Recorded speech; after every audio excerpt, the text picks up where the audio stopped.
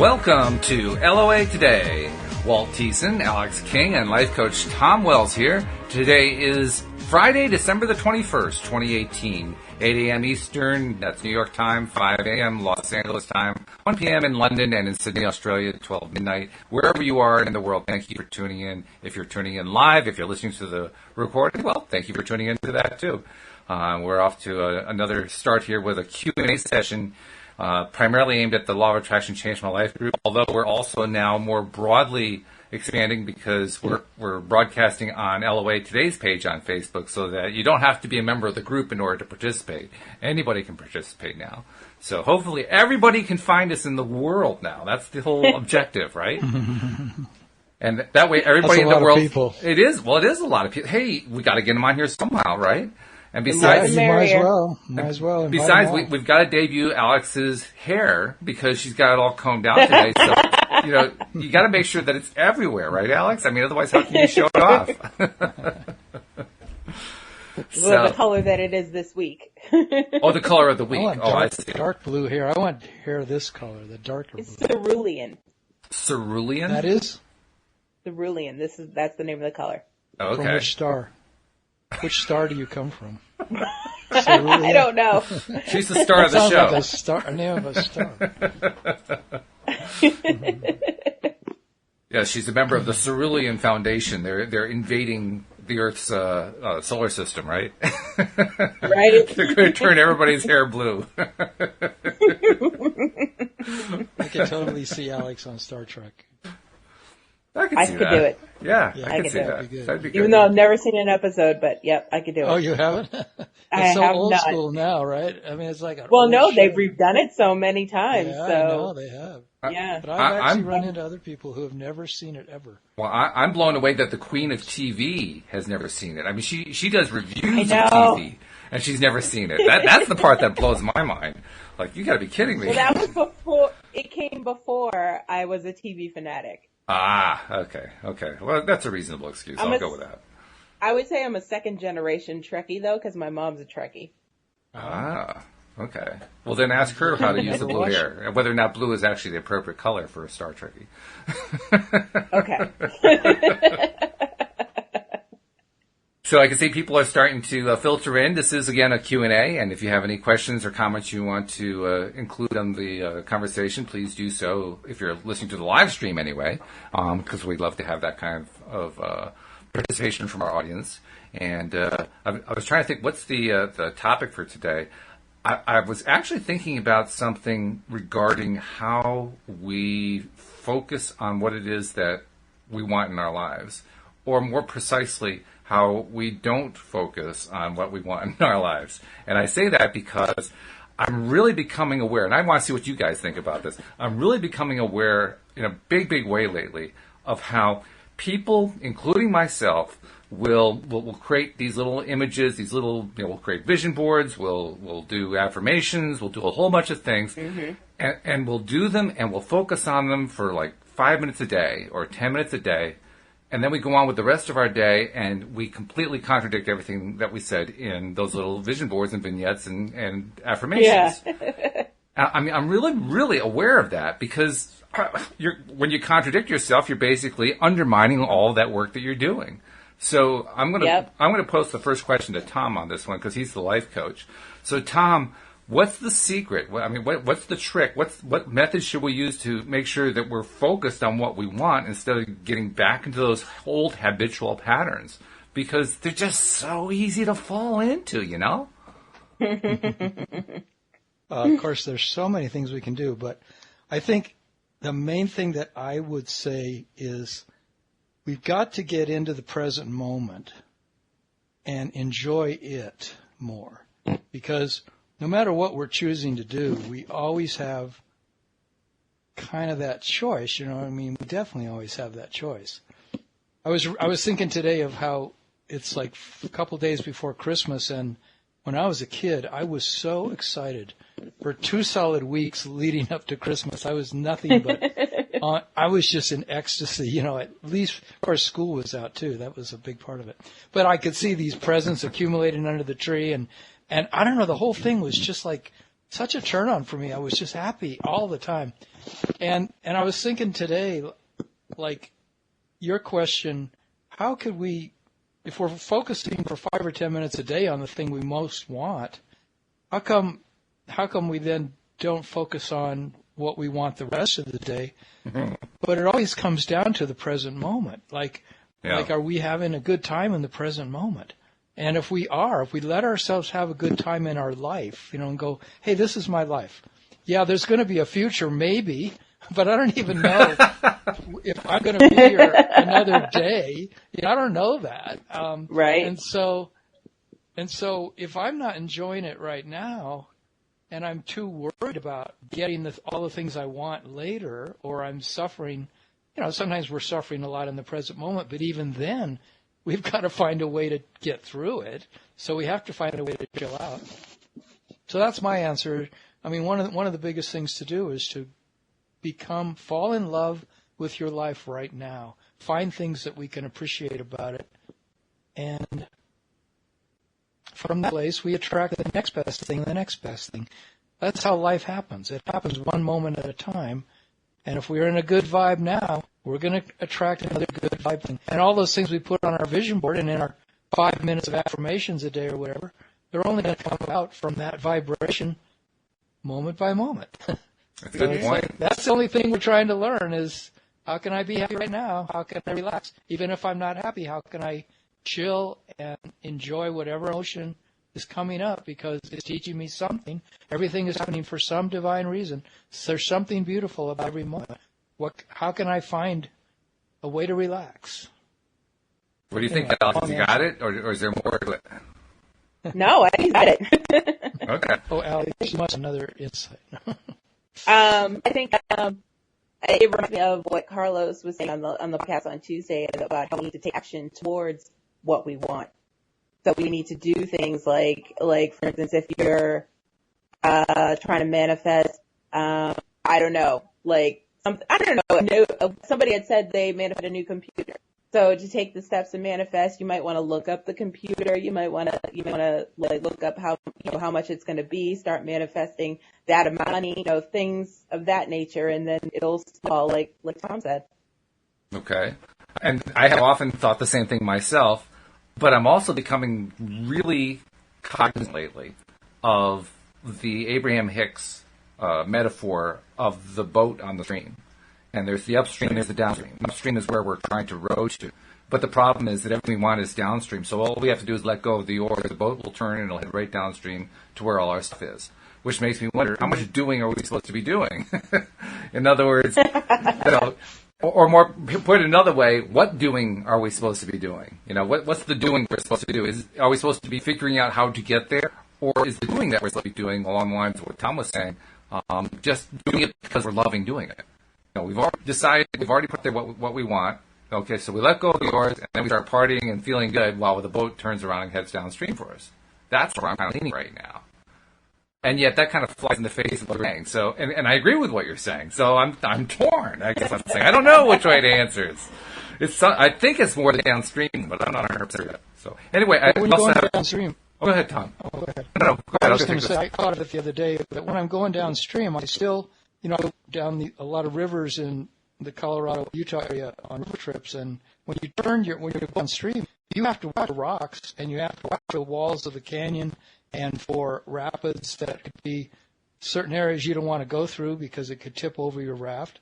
And so there's always a little steering involved. And so what I look at is that it's like, am I steering my raft at the same time as I'm relaxing about the ride I'm on? So there's trust combined with being attentive to my vibration, being attentive to the choices I'm making. So that I'm not just, because if we live out of our past concept, we're going to continually get the same result.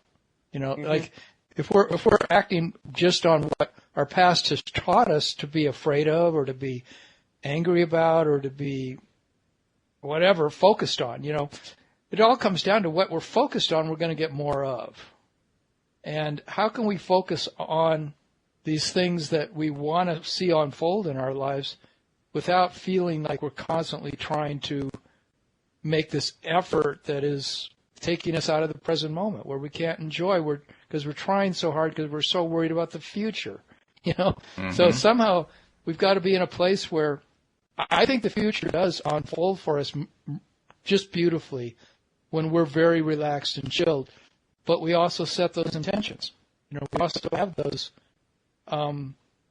visions that we put on our vision board, or that, but like Seth says a lot, they say these affirmations and then let them go. Or, have those visualizations for 5 or 10 minutes, then let them go. So there's something about this, you make your effort, but then you let go. It just seems like it must be just a dance, and we come to enjoy that dance. But getting our focus off the past is huge. I mean, because if we're always just doing the same thing we did yesterday, we're going to get the same result today. I think we're onto a good topic here.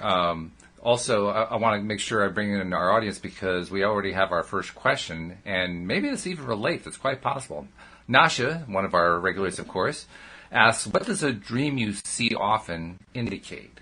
So if you have the same dream over and over again, what's that telling you? Is it a message? Is it a sign? What do you think of it? Do you have that happen to you? What is it? What's a dream that we have over and over again about? What do you think, Walt? Well, I asked you first. Oh, you're asking me?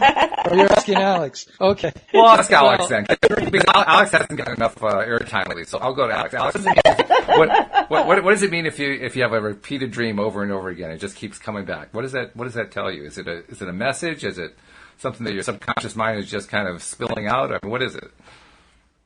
I mean, it could be a number of things. It could be a message from whoever or whatever, but also could be something from your past that you're just reliving over and over. It's something that you regret or something that you have issues with.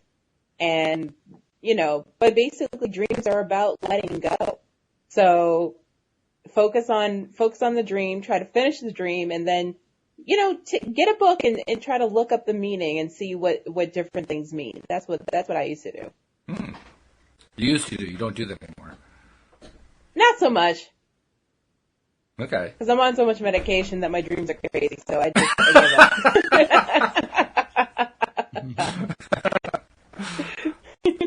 Well, that's also another indicator right there. Maybe an indication you're on too many medications, but nevertheless, I understand. Yeah. I'm actually on medication for dreaming, so. Are you really? I am, yeah. It's called Prozostin, and it's for PTSD nightmares. Huh. So, yeah. It helps me have better dreams. Wow. I'd never heard of anything like that. That's pretty wild. I didn't either until you told me. I feel like it does. I don't have nightmares.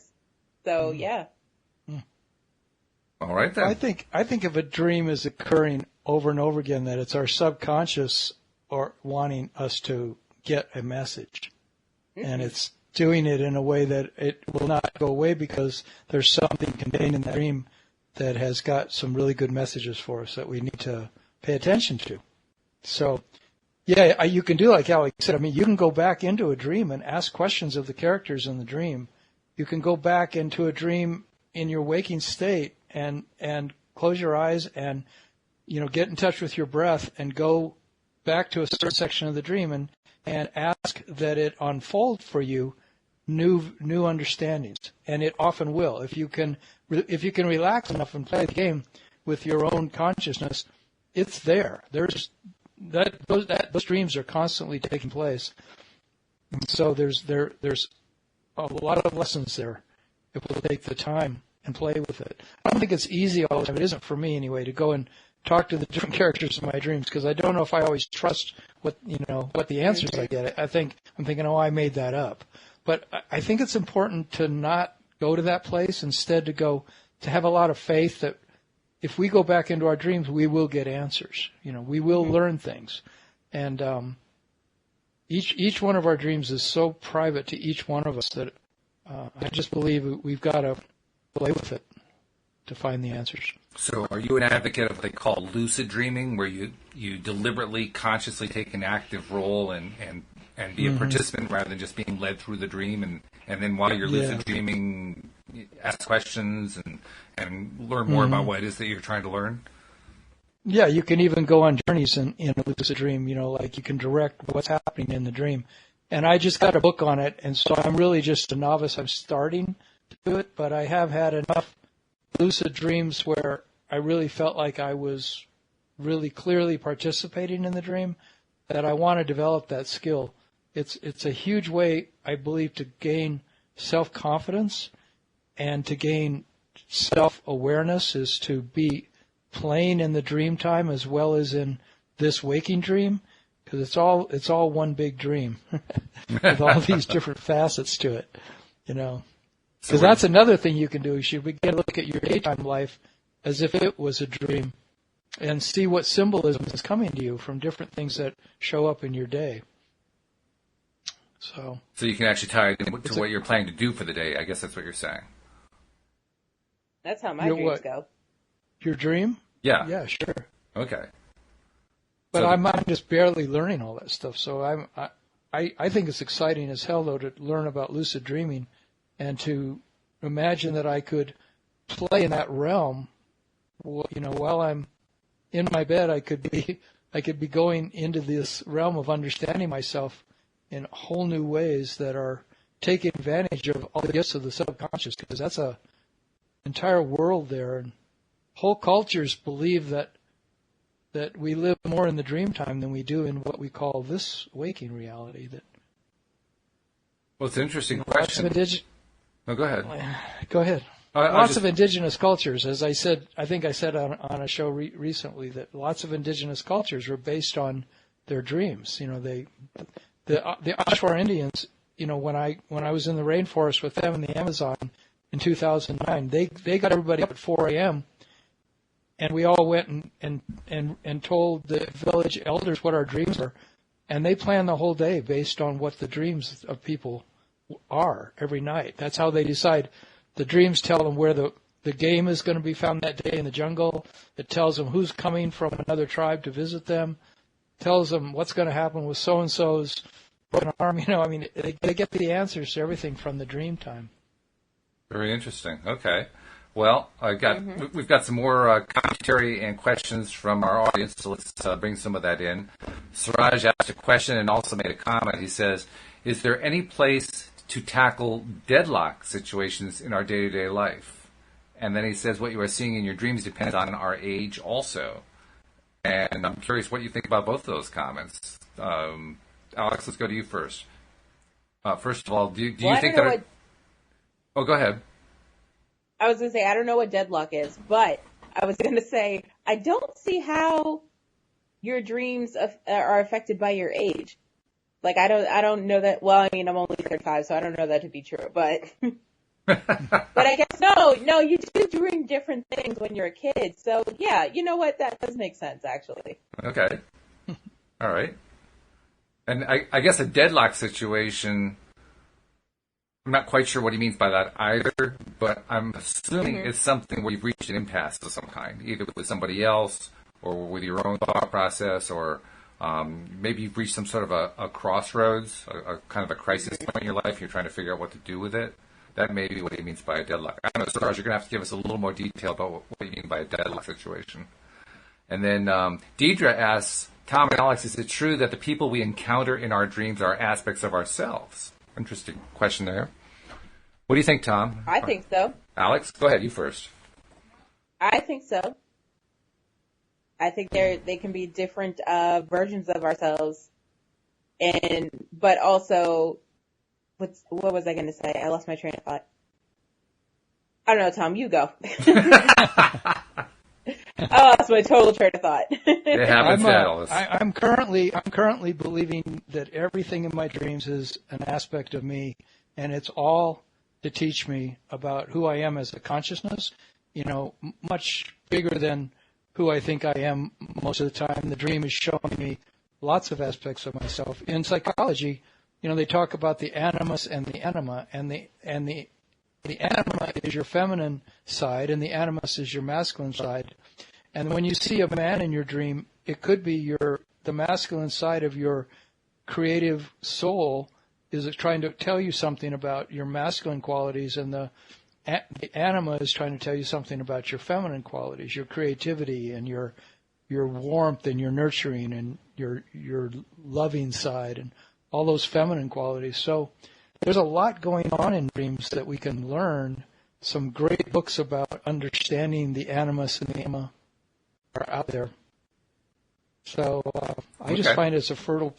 I just ask every single part of my dream what part of me it is, or what it's trying to teach me. It's an interesting question. You can dialogue with those parts. Well, that's true. Yeah. I mean, that's the whole point of the lucid dream, isn't it? To interact directly with what's going on in the dream. Mm-hmm. Yeah, exactly. But it also occurs to me that if I think of who we are in the grand scheme of things, we are source energy that are we're non-physical beings currently having a physical experience. And in the course of that physical experience, we go to sleep and we dream. When we're dreaming, I imagine that in some way we are more directly interacting with the rest of who we are, what I sometimes call my inner Walt. And in the course of doing that, since we are all connected through that source energy, I think it can also be said that when we are experiencing aspects of ourselves in our dreams, we are also experiencing aspects of source energy in our dreams. So, like, for instance, I've had dreams where I met family members who have passed on. Do I think I actually met with those family members? Yeah. Yeah, I think I did. And was that an aspect of myself? Yeah, it was, because I'm connected to all of it. So I think it's both, actually. I think it's, we're interacting with others, and yes, we are interacting with aspects of ourselves, which is a little confusing, I agree, yeah. but I think it's well, all what's going on. We can't separate ourselves actually from anything. We think we can, and that's the way the world appears, as if we're separate from the squirrel outside our window, and we're separate from that tree, and I'm separate from Alyx, and I'm separate from Walt. But in the real larger picture of everything, in the quantum field, we're all incredibly connected. And, that's the way quantum physics has really proven that every molecule in the universe is totally connected to every other molecule, and there aren't even molecules, there's only waves, and then waves collapse and become particles that we then call, things, but in reality, it's a pretty huge dance of wonder that's going on, and we're connected to all of it, and that's the amazing thing, is to keep waking up more and more to that. Yeah, it truly is amazing, I have to say that, and I'm still learning day to day even what it all adds up to. I mean, I feel like I get little pieces of it and it starts to make more sense, and I say, yes, I've got more understanding of it, and then I think about it some more, I realize I got a whole long ways to go here. I still don't have it all down pat. I don't know if we ever will. We may not, I don't know. I was just going to say that. Let's see, and then Nasha says, I see in my dream a secret part of my house. Oh, that's an interesting one. And it's hidden. That's awesome. And it's so royal, and it's mine. And I'm the head of my country, and Lady Diana is presenting the West. Okay? I like that. That's great. Lady Diana is presenting what? The West. The West. West. Yes. Oh. The western part of the world, awesome. so-called. Yeah, that's pretty cool. I like that metaphor, that description there. I see it in my dream, a secret part of my house. I never even thought of the idea of a secret part of a house. And it's hidden, which makes sense. Otherwise, it wouldn't be secret. And it's so royal, and it's mine. What a great description. Talk about making a huge, wonderful deal about this little secret place in your house. And it's in your head. Yeah. That's pretty cool. I like that. Very nice. You can write poetry anytime you want to, Nasha, as far as I'm concerned. A lot of shamanistic cultures speak about the lower world and the middle world and the upper world, and that we're living now in this 3D reality is the middle world. But there's also a completely lower world and a complete upper world. And in our dreams, we often go, like I'm often in a big place, like a giant arena or a big forum or a big airport or something, and I go to different levels, and sometimes it's been really clear to me that I'm going to different worlds where there's a different consciousnesses determined in different ways depending on the world that I'm in. And there's a lot to be learned in those different worlds, according to the shaman that I've worked with. So right. there's a whole adventure that awaits us in the unconscious realm. Apparently. It really is. And that's why these cultures believe that's really where we live. We live in this super expanded universe that's way beyond, and when we begin to include our dreams into our day-to-day life and we sleep less, the veils between the worlds start to get thinner, and we start to experience more of who we really are as infinite beings. And we're less and less feel like we're just playing out the way we grew up. We were so conditioned to believe what this world was because our people who trained us, our teachers and parents, didn't have a concept of this unconscious realm and what really exists in the world. So much more than what meets the eye. Mm. Well, apparently we've struck a nerve with Suraj because he wants to know more about what we're seeing in dreams. So let me read what he says, and maybe, Tom, you can address it from your perspective and from what you've learned by interacting with these shaman and so forth. He says, if you could just give us some examples about dreams, what we see in our dreams and how it connects to our daily life. He wants some discussion with examples like if we see lots of flood water in our dreams or we saw lots of money in our dreams, what's that all about? So he wants some explanation. I don't know if we can give that to him, but what can we tell him, Tom? Well, I think the main advice I've heard about dreams from people who seem to know a lot, and this has worked for me, is that it's all up to us. It's all up to us what those images mean, and we're the ones that have to discover that, and we have to sit with it and take the time and go back into the dream. Now we can work with a group. There are dream groups, and if you work with a group of people, they can help you go into your dream, and if you invite them to do that with you, and they can literally close their eyes and see what their experience is when they go into aspects of your dream. And there are whole groups that meet to do that. Wow. And I would like to get into one of those groups. But there's I suggest that he read Robert Moss, M-O-S-S, Robert Moss. He's one of the leading dream authorities in the world. He's from Australia, and he's a modern day shaman, who has really studied dreams and worked with dreams his whole life.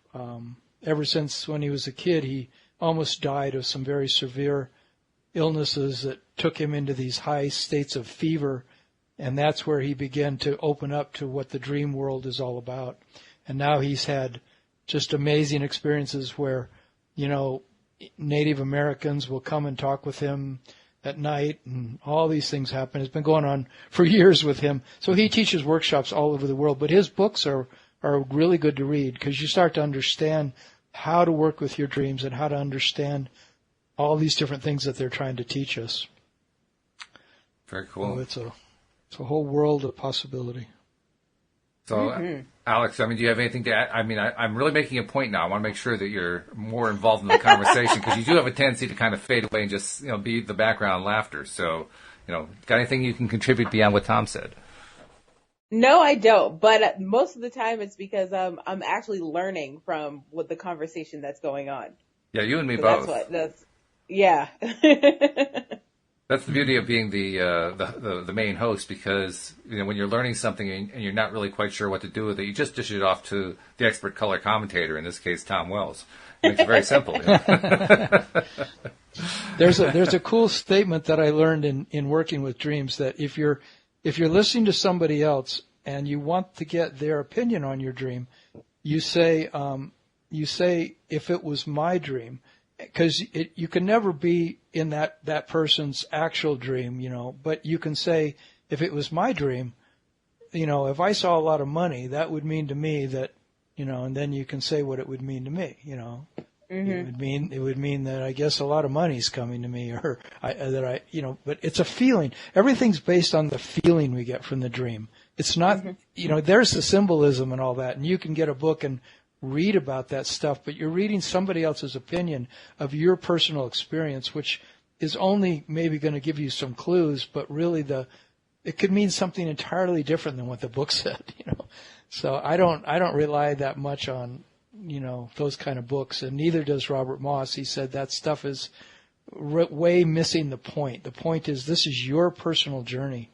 Mm-hmm. So you're the one that needs to look at those things and see what's it telling you, what are you feeling inside when you see that, when you hear that thing that happened in the dream.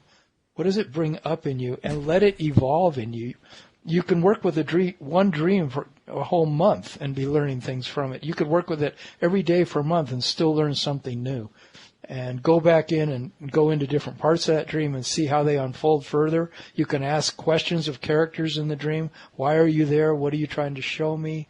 Who are you? So there's a lot you can do with them.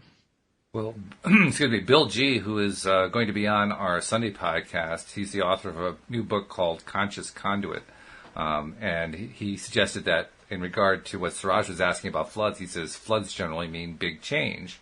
And Suraj responded by thanking him and said, in addition, he survived 2 times from floods. And he says, that may be why I'm seeing it in my dreams. So you may be onto something there, Suraj. Yeah. I would think so. If you've been through floods, that can be that's a pretty strong event. That's an event that's going to stay in your mind quite a bit. So of course, that would make a lot of sense. It can be traumatic, very traumatic. Mm-hmm. Yeah. And those were dream events too. Mm-hmm. They just happened in the waking dream. Yeah. But they can be interpreted as much as the one that you get at night. Mm-hmm. It's like it's all teaching. Absolutely. Yeah. Good stuff. Hey, I want to make sure I take a moment to remind people who are not yet subscribers to the podcast, please become a subscriber if you're not already. We try to put the links for doing that into the descriptions wherever we post these live stream and pre-recorded recordings. If you don't see a link for your device, we have them for Android devices and for Apple devices, iPhones, iPads, and so forth. If you don't see the links, just go to the homepage of our website at loatoday.net, and you'll see them there. Just click the right one for your device, and it'll just walk you through the process so you can be automatically subscribed, and all the episodes as we do them and as we publish them will come automatically streaming right to your particular smartphone. And then after they've streamed right in there, listen to them, please. That's the whole point. And keep following and listen to all the different episodes we're doing, because I swear every single episode is completely different. The topics we go into can be mind-bending at times, like dream states and what to do with dream states. I mean, I don't think we've really covered that one before.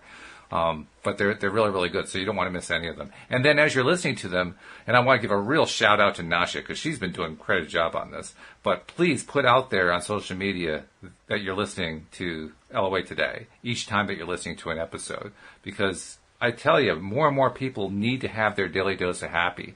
You found out about what we're doing most likely through social media, so, pass it along, help somebody else find it too. And I'm serious when I say I'm shouting out to Nasha, because I am seeing her posting all over the place about how she's listening to LOA Today. She's in conversations telling people about it and so forth. So Nasha is definitely our subscribe it and share it star for the week. And I just want to recognize her for that. Thank you, Nasha. Is she our number one fan? She's the number one fan. Absolutely. I have no doubt. What do we have for Nasha? Well, that's right. Washer and dryer? Well, let's see what Carol Merrill has in the box over there. Yeah. It's a set of toothbrushes.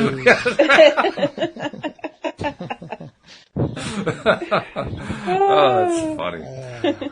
But keep those questions coming in, too, because we're loving talking about this stuff. I mean, you guys are the ones who set the agenda today. I don't know if the audience realizes that, but we had no real intention about talking about dreams particularly, but you guys took in that direction, and look what came out of it. That's what we were talking about. That's what we were talking about at the end of last week. Well, that's true. I think so. Some people remembered that and wanted to get back to that topic. Well, then... All right, good for them for carrying it through like that. I mean, I have trouble carrying through a topic from one day to the next. You carry it on for a week. Good on you. Nice going. I like that.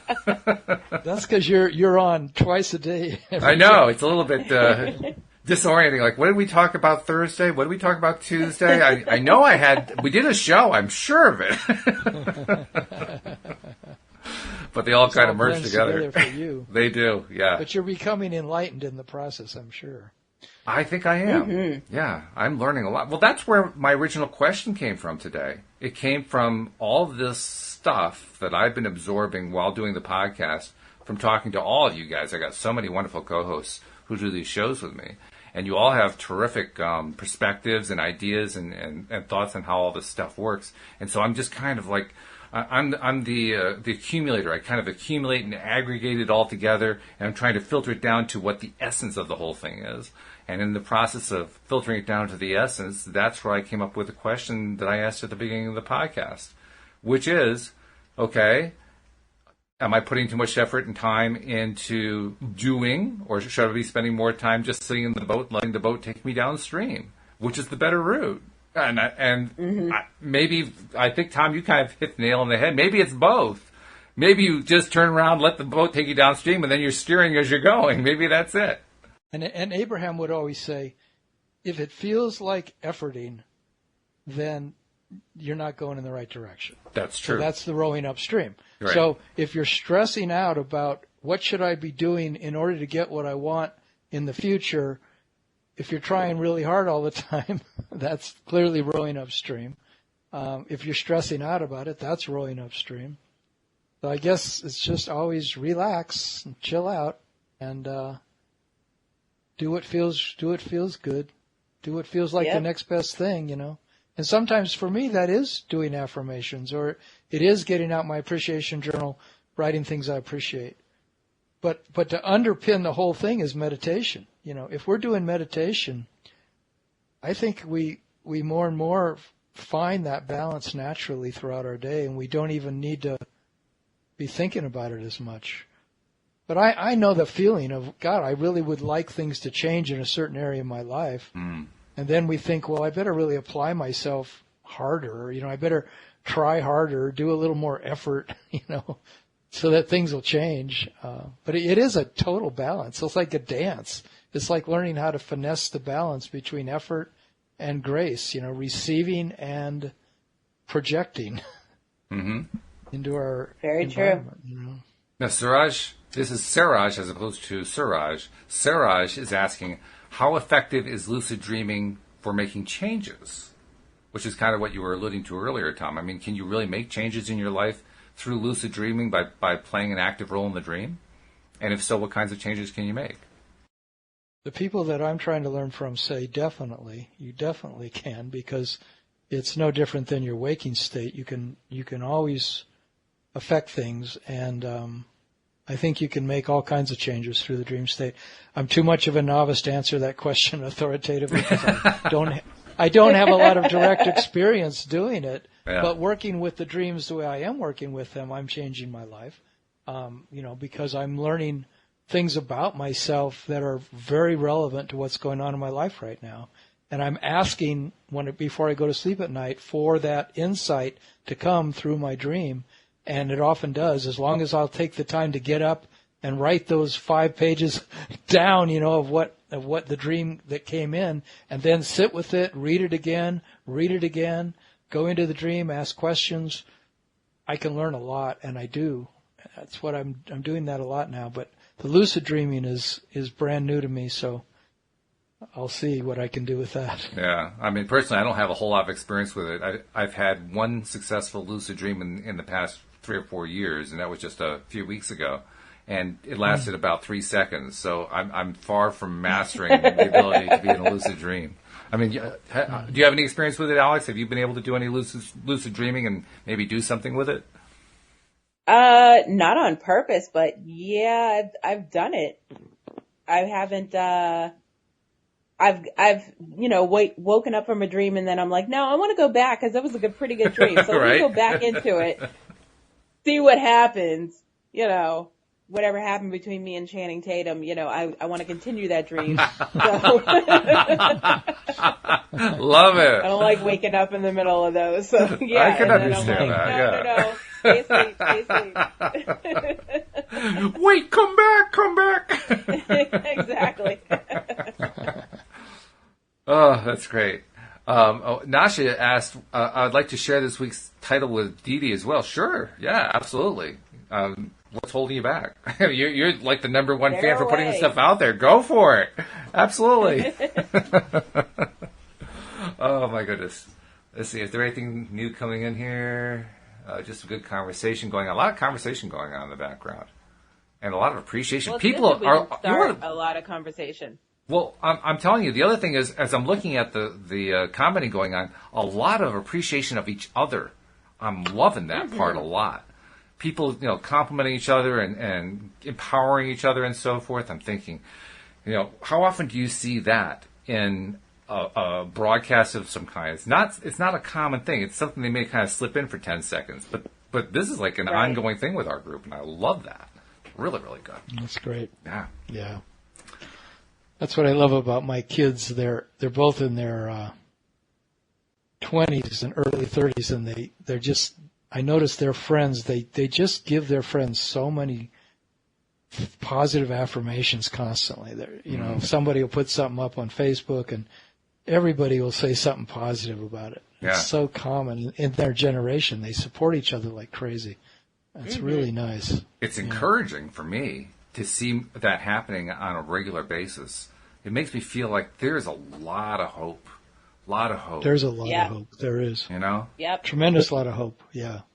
When we take our focus off what's going on in politics and those things that used to be the bellwether signs of what's going on in the world, and they're important still, but I think the grassroots is where all the change is really taking place. It's things just like this, It's like other human beings talking to other human beings and supporting each other and affirming the fact that we're all infinite beings, We're not determined by what a handful of other people are telling us what we can and can't do.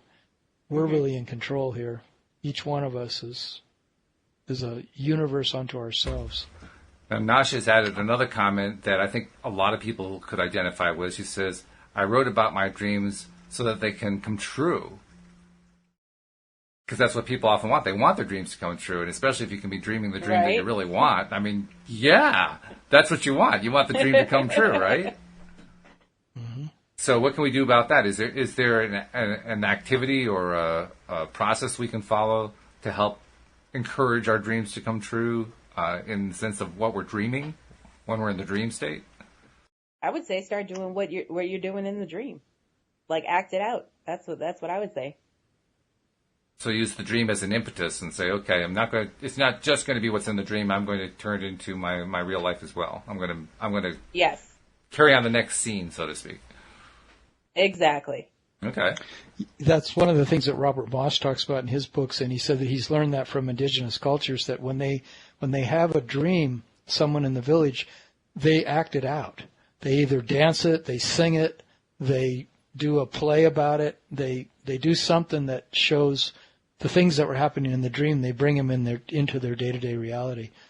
It's kind of a challenging thing to do for me. Like, I'll have a dream and then I'll act out parts of it, in my living room, or I'll do a dance about it. I mean, I was doing that the other day, because I had this really crazy dream that went on, and I was just running in the dream constantly. I was pushing myself and pushing myself and pushing myself. So in the morning I got up and I did that in my living room. I ran around and acted that way, because this is what Robert Moss said to do. And, but yeah, it definitely puts into my consciousness, it makes it more clear what the message of that dream was. About that particular message was how much I push myself to try so hard to accomplish things, and realizing that it's just how much it beats me up and wears me out, wears me down to try so hard to accomplish things. And the dream was a huge lesson in that. Right. Bill G was commenting about the same question about what you can do with dreams and so forth. He says, dreams are often a signpost of things we need to do in our lives. And he says the trick is to understand what our subconscious is trying to tell us and then start taking action to make it a reality. What do you think? Sounds legit. Sounds legit. Yeah. All right. That was the dream I had last week I talked about, where I got all these visions of me putting together these really complex projects with my hands where I was making things and assembling things, and it showed me, because the question I had at that time was, how can I put together the modules for my workshop I'm creating, and feeling that I was very challenged to put them together. But in the dream, I watched how much skill I had at putting things together. And and the message to me was, when I sit down to work on my workshop modules, I want to have that same faith I had in my dream, that I can put together the things I need to make my life successful. That I can put together beautiful things that other people will benefit from. So the dream was a good example of that, of me doing it, and how good I felt in the dream at accomplishing that. Okay. So that's an example of that. So to kind of carry on the theme, and Bill was actually adding on to his, he said, for example, when I dream about fixing or renovating my house, I know I need to make concrete changes in my life. So he's using the idea of the dream as a metaphor, a sort of a signpost or a symbol or an indication of what we really should be working on.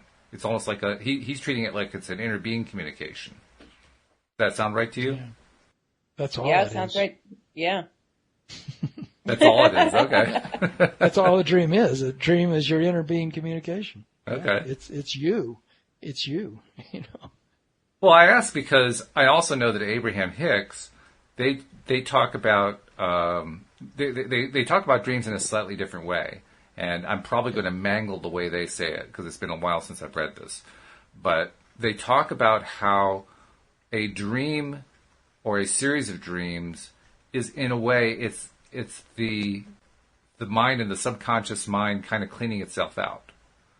So the sleep process, the resting time, is, among other things, a time when our ability to attract things is slowing down. The momentum slows down so that we can slow down, so we can kind of do a reset, push the reset button. And in the process of pushing the reset button, we have to clear out the detritus, the junk that's kind of accumulated, that's kind of getting in the way. And the dream process is helping to get that detritus out of the way. So I think about that picture of the dreaming and sleeping process and kind of try to fit it into what you guys are talking about. And I see some overlap, but it's also perhaps talking about looking at it in a different way. That's why I throw it out there to see, what do you think? Does that resonate? Does that now sound right? Yeah, I disagree, because then that doesn't account for reoccurring dreams. Mm-hmm. Okay. What do you think, Tom? I think that I like being open to what everybody says, and so I would like to learn more about how Abraham is seeing it. But I also notice, like when I read Seth, which is another channeled entity just like Abraham, they seem to have a huge emphasis on the power of the unconscious and the subconscious, and how much those realms are constantly communicating with us, and how we live totally in that realm as much as we live in what we call our 3D reality when we're awake, supposedly. So I like to learn from Abraham too. Like if they're saying it's a certain way, I just want to leave my door open to all of it, and then whatever seems to be speaking to me in a given day, that's what I go with. So right now I'm really looking at dreams as being rich fields of possibility that I can learn a tremendous lot from. Okay. They're very fertile fields of unconscious, wellspring of good stuff coming out of there. I have to say, I still feel a little conflicted about the whole topic. And I say that because, on the one hand, we're talking about getting information from the other side, inner being, higher self, whatever you want to call that. On the other hand, we've talked about like the Abraham view of it's just kind of cleaning out the subconscious mind. It's pushing the reset button. And then there's the idea of taking the dreams and applying them in our real lives and using it as an impetus for making changes and like Bill G was talking about, like it being a signpost of what it is that we need to work on. So there's all these different aspects going on. And as I try to put it all together, I don't know. I feel like part of the time, it's almost like I'm being pulled into, well, here's what my higher self wants, and here's what I want, and here's what... I don't have a complete integrated whole going on in my mind. I guess that's what I'm trying to say. And so I'm not really sure what to make of the whole thing. Plus, there's also that piece of me that says, well, here we are once again trying to take advice from non-physical beings about how to live in a physical world. And I'm thinking, wait a minute, there's something wrong with that one, too. I mean... There's a reason why we're the physical beings. There's the reason why we're here, you know? Certainly, us being here gives us a degree of expertise in what it is to be living in the physical world. So how do we tie that in? I don't know. I still don't have a lot of answers. I've got a lot of questions, not too many answers. Well, that's probably good. Probably is. Because I think just leaving the door open to all the possibilities is really a good idea. And that's why the dream time is such an interesting realm to play with, because there we don't have physical bodies in the dream time, and yet we have perceptions as if we had physical bodies. And people who do out-of-body travel say that when you're in those other realms, you know you don't have your eyes there with you, but you're seeing. You know you don't have, your other senses there with you. Now, according to these people that travel out of the body, they say that you don't smell when you're in that other realm. They don't, anyway. But they do see, and they do have certain feelings, like when you make love. This Bob Monroe, who did a lot of out-of-body travel, he's one of the pioneers of the whole experience, and he said when he made love in the other realm, it was much more ecstatic and incredible than it was in the 3D realm, but it wasn't the same. It happened in an instant, he said. So he would meet a woman in the other realm, and they know that they're making love, but it happens within what you would call seconds in this realm, and yet he would have more ecstasy than he ever had making love in this realm. So it was like, okay, so there's just a lot of possibilities out there. There's a lot more going on than we think. And that's why I love the fact that so many indigenous cultures relied on the dream time, and it's huge. Like the entire Aborigine population of Australia, lives in what they call the dream time. And you start reading their accounts of it, it's amazing, and there's a seamless web between the dream time and what we call our 3D reality. They're not separate. There's an amazing thing happening all the time, but because we've been so conditioned to think of this realm as limited by what we see on television, what we see in movies, and the way we were raised, we think that things are very limited, and they're not. I just feel like I just want to expand my consciousness to begin to include all of it, Well, for me, that raises a question about perception. We talk a lot about how perception plays a major role in our waking lives, our conscious lives, and that we each have different perceptions. We have different perspectives and points of view, and those points of view and perspectives make life interesting, first of all, because we all have different ones, and second of all, they inform the way we're going to understand what it is that we're interacting with. Well, why can't the same concept apply to the dream state? And I say that because I was talking with Jamie, who's one of the admins of the Law of Attraction Changed My Life group. We were having an online discussion on a post that she put up because she was talking about helping people who are not good at visualizing to learn to visualize better. And she had this little exercise with visualizing a pencil, and I tried the exercise knowing full well that I've had major issues with it, but I figured, okay, let's give it a shot, and it just didn't work for me, and that's what led to our conversation. And I pointed out to her that I experienced what is now called aphantasia, meaning the inability to create images in my mind. And most of the time I can't create any images. Sometimes I can create really, really dark, faint images. I can't generate these big images. And I thought for the longest time that's the way it was with most people. And then I found out there are people who really do see complete images in their mind, and they're bright and they're brilliant and detailed. And I'm thinking, I'm so jealous. I want to see that. Why can't I see what everybody else can see? But it did bring to my understanding and my conscious awareness the fact that different people have different levels of experience when it comes to visualizing. So, if that's true in the waking state, isn't it likely to also be true in the sleep state? So isn't it likely to be true that different people are going to have different perceptions about what they can see and hear and smell and taste and what that is like to even experience all that stuff in their dream state. What do you think? I mean, do you get the feeling everybody has the same kind of dream experience that Robert Moss was describing? I'm not so sure. Well, I say obviously not, because we're getting different views from different people. So so I don't. We obviously have different perceptions and different perspectives of what's going on in the dream state. So I agree. I mean, when I dream, my dreaming is a lot like my ability to consciously imagine. It's pretty dark. There's not a whole lot of imagery going on. There's action going on. Bright and vivid. Yours is? Okay, yeah. And are you able to normally create images in your mind when you're in your conscious awake state? Do you have nice vivid images when you do that? Yeah. Yeah, okay. So there's a correlation, I think, going on there. What we're able to do in our waking state is probably the way we're going to dream in our dream state. Mm-hmm. And be open to the fact that it can change. Well, things can really change. I'm working on that. I really want that. Yeah. I mean, and just to be receptive to that and to have a sort of a prayer.